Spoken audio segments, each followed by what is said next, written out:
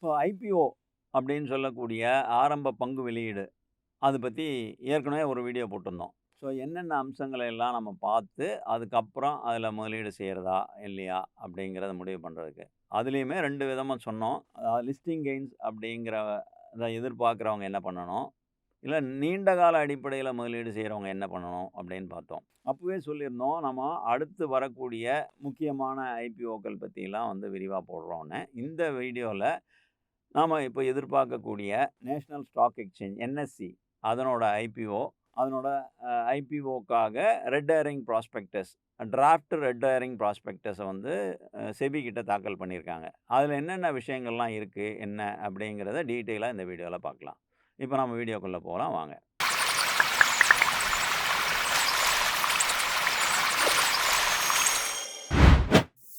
இப்போ NSC IPO பத்தி இந்த வீடியோல பார்க்குறோம்னு சொல்லியிருந்தோம்.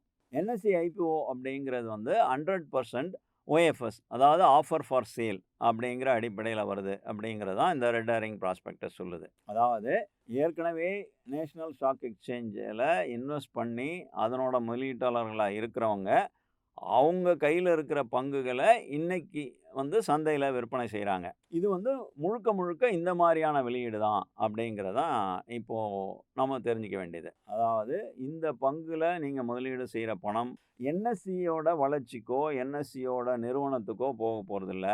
அதுல முதலீடு செஞ்சிருந்த பழைய முதலீட்டாளர்கள் அத வித்துட்டு அவங்க காச பாக்கெட்ல போட்டு போப்போறாங்க. என்எஸ்சியோட மொத்த பங்குகள் கிட்டத்தட்ட 32,114 கோடி பங்குகள் இருக்கு.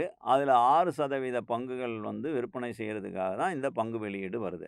அதன் மூலமா 14.89 கோடி பங்குகள் இப்போ விற்பனை செய்யப்படுது.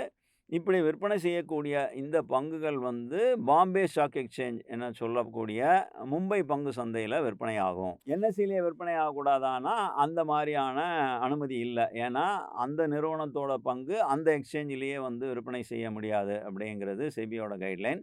அதனால பிஎஸ்சி பங்குகள் என்எஸ்சிலயும், என்எஸ்சி பங்குகள் பிஎஸ்சிலயும் தான் விற்பனையாகும். அதுக்கு அடுத்தது இந்த பங்குகளோட முகமதிப்பு அப்படிங்கிறது ரூ.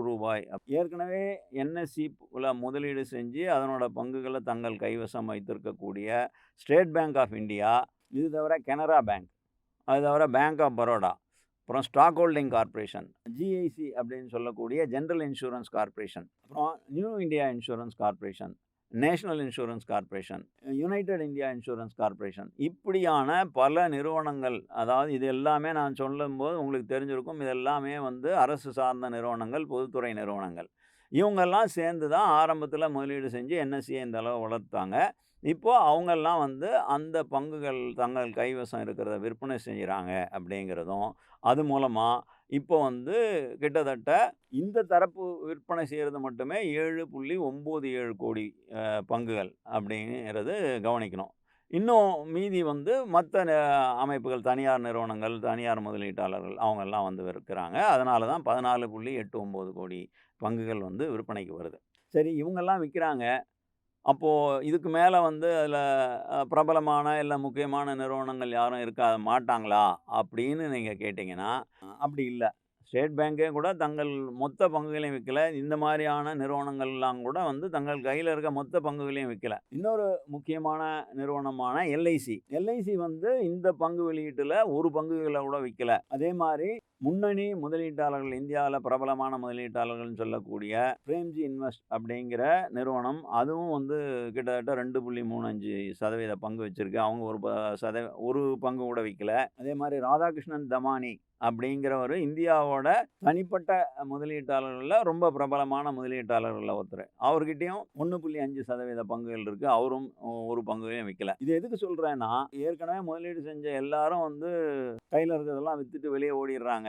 ஏதோ சிக்கலோ அப்படின்னு நீங்க நினைக்க வேணாம். ஒரு சில அமைப்புகள் மட்டும் தங்கள் கையில இருக்க பங்குகள விக்கிறாங்க. மீதி எல்லாம் அவங்க கிட்ட பழைய முதலீட்டாளர்கள்கிட்டயே தான் இருக்கும். அந்த வகையில 6% பங்குகள் தான் இப்போ விற்பனைக்கு வருது. இந்த என்எஸ்சி பங்கு எந்த வகையில வலிமையான பங்கு? எந்த அடிப்படையில இது முதலீடு செய்யறதுக்கு ஏற்றது? இல்ல இதனோட சிறப்பு அம்சங்கள், என்எஸ்சி பங்கு வெளியீட்டுல என்எஸ்சி நிறுவனத்தோட பங்கு வலிமை என்னென்ன அப்படின்னு பார்த்தீங்கன்னா, என்எஸ்சி அப்படிங்கிறது கிட்டத்தட்ட ஒரு மோனோபொலின்னு சொல்லலாம். ஏன்னா, இந்தியாவுல நடக்கக்கூடிய மொத்த பங்கு வணிகத்துல மிக பெரும் அளவு வணிகத்த வந்து பண்றதுங்கிறது என்எஸ்சில தான் நடக்குது. அதுவும் குறிப்பா இந்த டெரிவேட்டிவ்ஸ் அப்படின்னு சொல்றாங்க இல்லையா? ஈக்விட்டி டெரிவேட்டிவ்ஸா இருக்கலாம், இண்டெக்ஸ் டெரிவேட்டிவ்ஸ். இந்த 2 டெரிவேட்டிவ்ஸ்லயும் கிட்டத்தட்ட 90% வணிகம் வந்து என்எஸ்சில தான் நடக்குது அப்படிங்கிறதுனால, இதனோட டைமென்ஷன் தான் மிகப்பெரிய அளவுல இருக்கு. அந்த வகையில பார்த்தீங்கன்னா, உலக அளவிலேயே 3வது பெரிய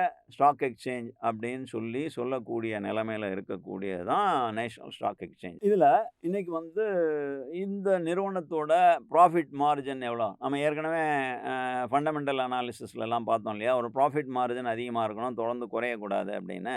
என்எஸ்சிய பொறுத்தவரையில இன்னைக்கு நடைமுறையில இருக்கிற ப்ராஃபிட் மார்ஜின் அப்படிங்கிறது வந்து 53%. ஸோ 53%ங்கிறது மிகப்பெரிய வருமானம் தரக்கூடிய, இல்ல லாபம் தரக்கூடிய ஒரு விஷயம்.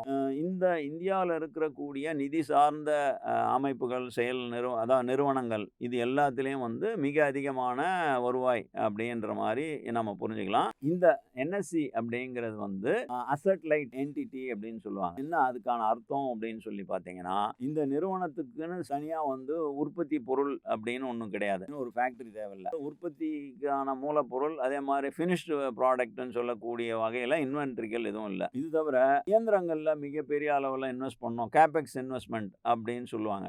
அந்த மாதிரியான விஷயமும் இதுல இல்ல. இது போக இதனோட சேவை மல்டிபிளா வளர்றதுக்கான வாய்ப்பு இருக்கா? ஸ்கேலபிலிட்டி அப்படின்னு சொல்லுவாங்க. அதாவது இன்னைக்கு 1 மடங்கு, நாளைக்கு 3 மடங்கு, அப்புறம் 10 மடங்கு, அப்புறம் 60 மடங்குன்னு இப்படி பெரிய அளவுல வளர்ச்சி வந்து அடுத்தடுத்து வரக்கூடிய காலங்கள்ல மிகப்பெரிய அளவுல வளர்ச்சி அடையறதுக்கு வாய்ப்புள்ள துறையா அப்படின்னு பார்த்தீங்கன்னா, கட்டாயம் இந்த என்எஸ்சி செயல்பட்டு கொண்டிருக்க இந்த பங்கு வணிகம் சார்ந்த இந்த விஷயங்கள் அது மாரி வர்றதுக்கான வாய்ப்புகள் இருக்கு அப்படிங்கிறது தான் நமக்கு கடந்த கால ஹிஸ்டரி சொல்லுது. ஏன்னா, இந்தியால ஒரு 15, 20 வருடங்களுக்கு முன்னாடி எத்தனை பேர் பங்குகள்ல முதலீடு செஞ்சிருந்தாங்க அப்படிங்கிறத பார்க்கும்போது, இன்னைக்கு அது வந்து மிகப்பெரிய அளவுல வளர்ச்சி அடைஞ்சிருக்கு அப்படின்னும், குறிப்பா இன்னைக்கு 2K கிட்ஸு, அப்புறம் ஜென்சி கிட்ஸ் அப்படிங்கிறவங்க அதோட ப்ரொபோர்ஷன் வந்து பங்கு பத்தி தெரிஞ்சவங்க, பங்குல முதலீடு செய்ய ஆர்வமா இருக்கவங்க, அதை பத்தி தொடர்ந்து தெரிஞ்சுக்கணும்னு வந்து முன் வரவங்க வந்து எண்ணிக்கை அதிகமாயிட்டே இருக்கு. அதனால ஸ்கேலபிலிட்டி அப்படிங்கிற விஷயத்திலையும் இந்த நிறுவனத்தோட முக்கியமான அம்சமா சொல்லலாம். அதுக்கு அடுத்தது டெக்னாலஜி ட்ரிவன் கம்பெனி இது அப்படின்னு சொல்லலாம். என்னன்னா, மனித பங்களிப்பு இருக்கும்போது தவறுகள் நடக்கிறதுக்கு நிறைய வாய்ப்புகள் இருக்கு அப்படிங்கிற மாதிரி இருக்கிறதுனால, அதெல்லாம் நம்ம மெக்கனைஸ் பண்றோம்னு சொல்லி மற்ற இடங்கள்ல சொல்லுவாங்க. இங்க வந்து அது டெக்னாலஜி பேஸ்ட். அதனால பல விஷயங்கள் வந்து ஆட்டோமேட்டிக்கா தொழில்நுட்ப ரீதியா வந்து அடுத்தடுத்த கட்டங்களுக்கு நகர்றதுனால, மனித தவறுகள்னால ஏற்படக்கூடிய பிரச்சனைகள் அப்படிங்கிறது இங்க மிக குறைவாக இருக்கும் அப்படிங்கிறதும் இன்னொரு அம்சம். அதே மாரி இந்த நிறுவனத்த பொறுத்தவரையில இதுக்கு மிகப்பெரிய புரோக்கர் கனெக்டிவிட்டியும், மிகப்பெரிய எண்ணிக்கையிலான ஆட்களோட பங்களிப்பும் இருக்கு அப்படிங்கிறது இன்னொரு விஷயம். இது புரோக்கர் மட்டும் இல்ல, இந்த நிறுவனத்துல பட்டியலிடுறதுக்கு முன்வரக்கூடிய நிறுவனங்கள், இது மாரி ஐபிஓ வர நிறுவனங்கள், இப்படி பல நிறுவனங்கள் வந்து முதல்ல தேர்ந்தெடுக்கிறது எது அப்படின்னு பார்த்தீங்கன்னா என்எஸ்சி. அஃப்கோர்ஸ் இந்தியாவில் 2 எக்ஸ்சேஞ்ச் தான் இருக்கு ஸ்டாக் ட்ரேடிங்க்கு. ஒன்று பிஎஸ்சி, இன்னொன்று என்எஸ்சி. அது தவிர எம்சிஎக்ஸ் அப்படின்னு சொல்லி ஒரு கமாடிட்டி எக்ஸ்சேஞ்சும் இருக்கு. இந்த பிஎஸ்சி எம்சிஎக்ஸ் இது 2த்தையும் கம்பேர் பண்ணும்போது என்எஸ்சியோட சைஸ், அதனோட பிஸ்னஸ் சைஸாக இருக்கலாம், இல்லை வேற எதுவாக இருந்தாலும் மிகப்பெரிய விஷயம் அப்படிங்கிறது வந்து என்எஸ்சியோட இன்னொரு அட்வான்டேஜ். இதை தாண்டி நம்ம ஏற்கனவே சொன்னோம் இல்லையா, அந்த டெவிடெண்ட், அந்த மாதிரி டெவிடெண்ட் கொடுக்கறதுலையும் கூட இப்போ என்எஸ்சியை பார்த்தீங்கன்னா கொடுக்குற டெவிடெண்ட் நல்ல டெவிடெண்ட் அப்படின்னு சொல்லலாம். அதாவது கடந்த 2 ஆண்டுகளில் ஒரு பங்குக்கு வந்து ₹1 பங்கு இல்லையா, அது ஒரு பங்குக்கு ₹35 டெவிடெண்ட் கொடுத்துருக்கு. அப்படின்னா என்ன, 35 மடங்கு வந்து டெவிடெண்டா கொடுக்குது. அதுக்கு முன்னாடி இந்த 2 வருஷமா ₹35, அதுக்கு முன்னாடி வந்து ₹18 கொடுத்தது. ஆனா அந்த ஆண்டுல வந்து அது ஒரு போனஸும் கொடுத்துருக்கு. அப்போ அந்த போனஸ் சேர்த்து அட்ஜஸ்ட் பண்ணி அந்த ₹18 அப்படிங்கிற போது போனஸ் இல்லைன்னா இன்னும் கூட இருந்திருக்கும் அப்படிங்கிறத நீங்க புரிஞ்சுக்கலாம். அந்த அடிப்படையில் தொடர்ந்து ஒரு 3 ஆண்டுகளா இது வந்து நல்ல டிவிடெண்ட் கொடுத்துருக்க நிறுவனம் அப்படிங்கிறத நம்ம கவனிக்கணும். இது தவிர இந்த பங்குகள் வந்து இன்னைக்கு பட்டியலிட வருது. ஆனால் பட்டியலிடுவதற்கு முன்னாடி வெளியில அன்லிஸ்டட் ஷேர்ஸா இந்த பங்குகள் வந்து பலர்கிட்ட கைமாறி இருக்கு. அந்த ராதாகிருஷ்ணன் தமானிலாம் அப்படிதான் வந்து அன்லிஸ்டட் மார்க்கெட்ல இந்த பங்குகளை வாங்கி இருக்க வாய்ப்புகள் இருக்கு. அப்போ இன்னைக்கு இந்த பங்கு அன்லிஸ்டட் மார்க்கெட்ல என்ன விலைக்கு விக்குதுன்னு பார்த்தீங்கன்னா, ரூ. 1950 இருந்து ரூ. 2170. அப்போ அந்த இபிஎஸ் அப்படின்னு சொன்னோம் இல்லையா? அந்த மாரி எத்தன மடங்கு இது வந்து இன்னைக்கு விற்பனை ஆயிட்டு இருக்கு. இதே மாரியான பங்கு தரகு பணியில ஈடுபட்டிருக்கக்கூடிய பிஎஸ்சி, மறுபடியும் எம்சிஎக்ஸ் சொல்லக்கூடிய மல்டி கமாடிட்டி எக்ஸ்சேஞ்ச் இது எல்லாம் எப்படி விற்பனை ஆயிட்டு இருக்கு? சென்ற ஆண்டு வருவாயில எத்தன மடங்கு விற்பனை ஆயிட்டு இருக்கோ, அதை விட என்எஸ்சி வந்து மிக குறைந்த எண்ணிக்கையிலான அளவுல தான் வந்து விற்பனை ஆயிட்டு இருக்குங்கிறது வந்து இன்னைக்கு என்எஸ்சி பங்குகள் பற்றிய ஒரு சாதகமான அம்சம். இதெல்லாம் இப்படி இருக்கும்போது, இந்த சூழல்ல இன்னைக்கு என்எஸ்சி அதாவது நேஷனல் ஸ்டாக் எக்ஸ்சேஞ்சோட மொத்த பங்குகள் அடிப்படையில இதனோட மதிப்பு எவ்வளோ?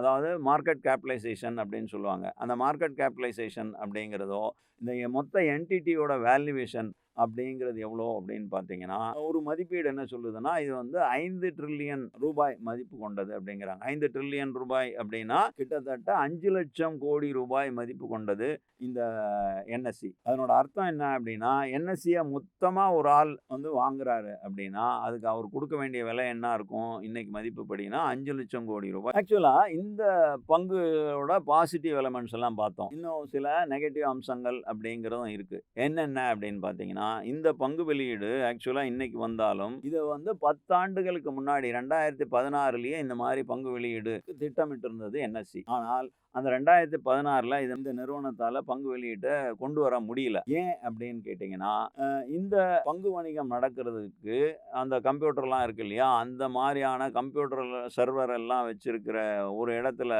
இருக்க மாதிரி, அதாவது கோலொகேஷன் சர்வர்னு இன்னொரு இடத்துலயும் இதுக்கு அதனோட மிரர் மாதிரி இன்னொரு இடத்துல வச்சிருப்பாங்க. அந்த மாதிரியான கோலொகேஷன் சர்வர் இருந்த இடத்துல சில தகவல்கள் கசிஞ்சு, அதனால ஒரு சில நபர்கள் வந்து லாபம் பார்த்தாங்க அப்படிங்கிற மாதிரியான ஒரு குற்றச்சாட்டு எழுந்துச்சு. அந்த குற்றச்சாட்டு எழுந்ததுனால, அது தொடர்பான விசாரணைகளுக்காக அன்னைக்கு செபி வந்து இதனோட ஐபிஓ வர்றத வந்து நிறுத்தி வச்சுது. கோலொகேஷன் சர்வர் ஏற்பட்ட தகவல் கசிவுங்கிற ஒரு குற்றச்சாட்டு மட்டும் இல்ல, இதே மாதிரி மேனிபுலேஷன் சிலது நடந்தது அப்படின்னும், டார்க் ஃபைபர் மேட்டர் அப்படிங்கிறதும் சில ரெகுலேட்டரி இஷ்யூஸ்லையும் கூட என்எஸ்சியில் சம்பந்தமாக விசாரணைகள் நடந்ததுனால தான் பங்கு வெளியீடு 10 ஆண்டுகள் தள்ளி இன்னைக்கு கிட்டத்தட்ட ஜனவரி மாதம் போல தான் வந்து செபி வந்து இதுக்கான என்ஓசியை கொடுத்துச்சு. இந்த என்ஓசி கொடுத்ததுக்கு அப்புறம் இன்னைக்கு வந்து இந்த ஐபிஓ வந்து என்எஸ்சி பிளான் பண்ணியிருக்கு. நடுவில் மார்க்கெட் வந்து கொஞ்சம் நல்லா இல்லை அப்படிங்கிறதுனால இது சரியான நேரம் இல்லை அப்படின்லாம் தள்ளி வச்சு இன்னைக்கு வந்து ஐபிஓக்கு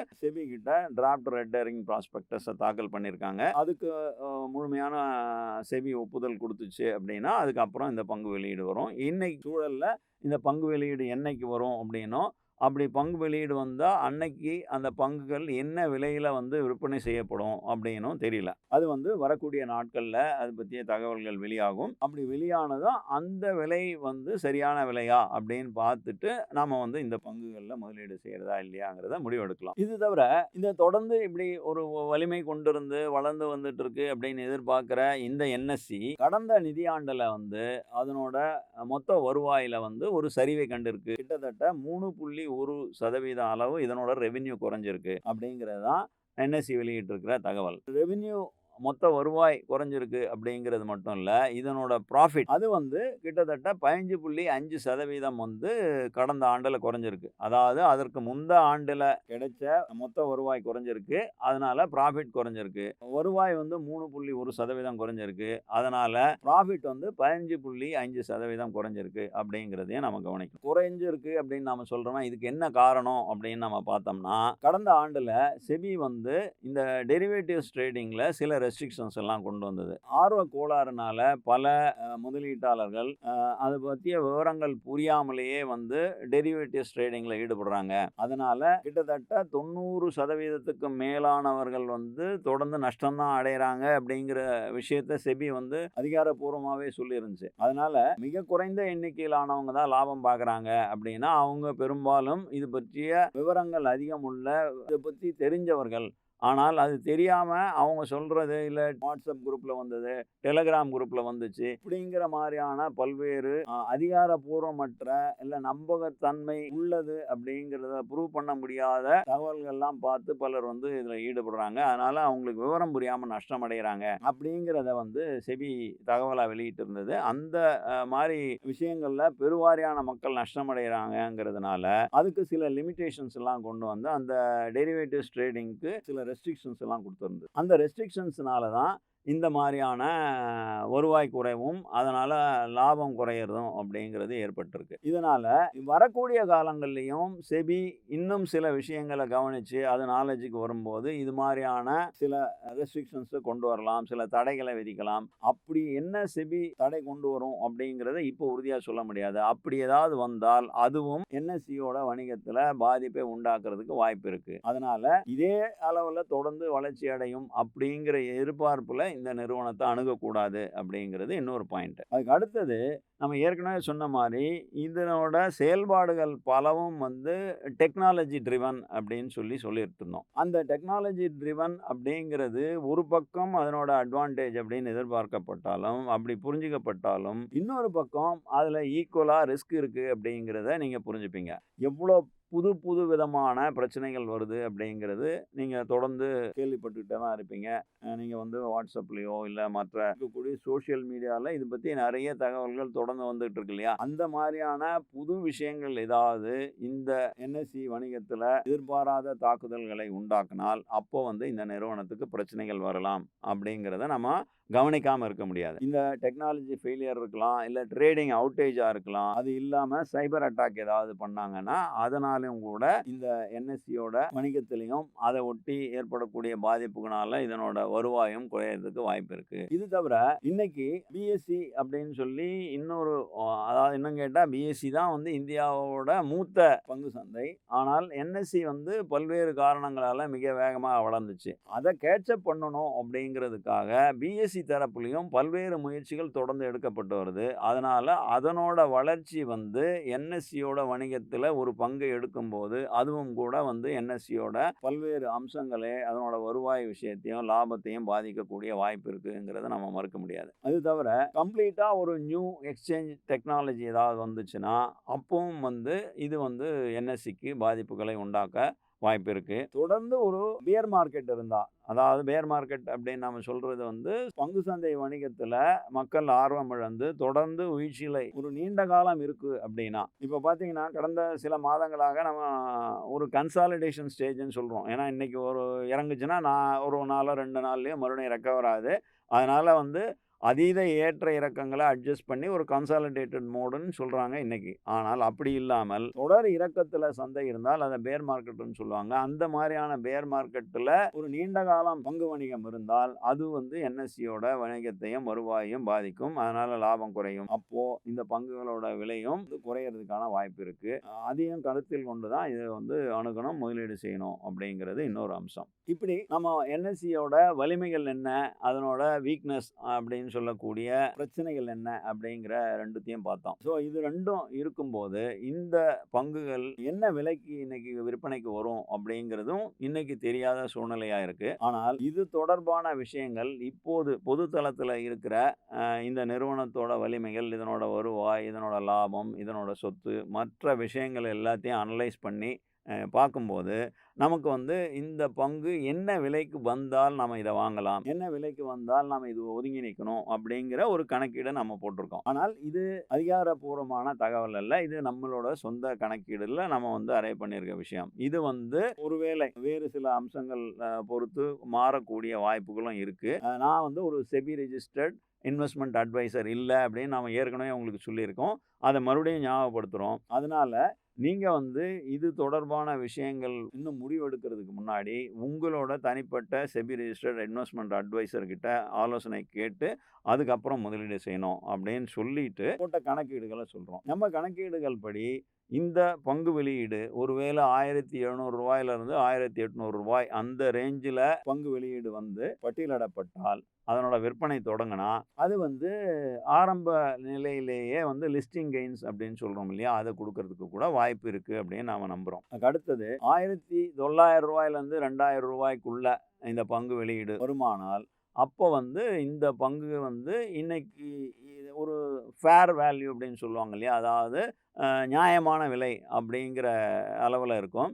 அந்த விலைக்கு இந்த பங்கு வெளியீடு வந்தால், உங்களுக்கு லிஸ்டிங் கெயின் அப்படிங்கிறது பெருசா எதிர்பார்க்க முடியாது. அதுக்கு அடுத்தடுத்த கட்டங்கள்ல இந்த நிறுவனம் வளர்ச்சி அடையும்போது தான் உங்களுக்கு வந்து இதுல இருந்து லாபம் வரும் அப்படின்னும். அதனால நீண்ட கால முதலீட்டாளரா இருந்தா மட்டும் இந்த ரேஞ்சுல நீங்க வந்து முதலீடு செய்யலாம். அதுக்கு அடுத்தது ஒருவேளை இந்த பங்கு வெளியீடு ரூ. 2100 இல்ல அதற்கு மேலேயோ வந்து வெளியிடப்பட்டு, அந்த விலையை ஒட்டி பட்டியலிடப்பட்டால், அது வந்து பின்னாள்ல இன்னும் விலை குறையறதுக்கு கூட வாய்ப்புகள் இருக்கு. அதனால அந்த ரேஞ்சில இருந்தால், நீங்கள் இந்த பங்குகள்ல இப்போ முதலீடு செய்யறத அவாய்ட் பண்ணிட்டு, காத்திருந்து பின்னாடி விலை குறைஞ்சதுக்கப்புறம் முதலீடு செய்யலாம். அப்படிங்கிறது தான் நம்மளோட பரிந்துரை. நாம இப்போ இன்னொரு விஷயத்தையும் உங்களுக்கு ஞாபகப்படுத்துறோம். என்னன்னா, அன்லிஸ்டட் மார்க்கெட்ல இன்னைக்கு வந்து இந்த பங்குகள் 1950லேருந்து ரூ. 2100 ஒட்டி விற்பனை ஆயிட்டு இருக்கு. அந்த விலை விட நமக்கு சந்தையில இந்த பங்குகள் குறைவான விலைக்கு கிடைத்தால் தான் இத வந்து நம்ம கன்சிடர் பண்ணலாம் அப்படிங்கிறது தான் இப்போதைய நம்ம சூழல், நம்மளோட கருத்து. இந்த பங்கு வெளியீடு